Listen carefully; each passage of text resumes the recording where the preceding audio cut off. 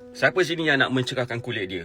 Mungkin disebabkan sunburn ataupun daripada lahir memang dah tan skin tapi berhasrat nak mencerahkan kulit. Kalau korang macam tu, jom tengok video ni sampai habis. Ini gambar tangan. Gambar tangan lah kan? Takkan gambar kaki pula macam ni. Gambar ni menunjukkan tangan dia gelap sikit. Tapi apa jadi kat tangan dia ni 5 bulan lepas dia konsisten menggunakan krim putih Kak Lin. Macam ni jadi tangan dia. Dan sebenarnya tangan dia ni lagi putih daripada muka. Bukan saya cakap, tapi dia sendiri cakap. Tengok kat sini Kan dah cakap, dia kata lepas dah 5 bulan pakai, tangan dia lebih putih daripada kulit muka dia.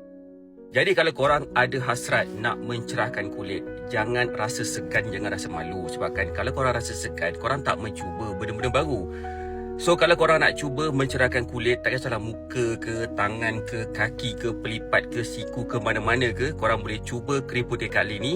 Kalau korang nak tahu lebih lanjut, set mana yang sangat sesuai untuk korang berdasarkan keadaan kulit ataupun bahagian tubuh mana yang korang nak cerahkan, korang boleh join mana-mana live host kita yang tengah buat live sekarang ni. Set yang mana sesuai untuk cerahkan bahagian kulit yang korang nak cerah.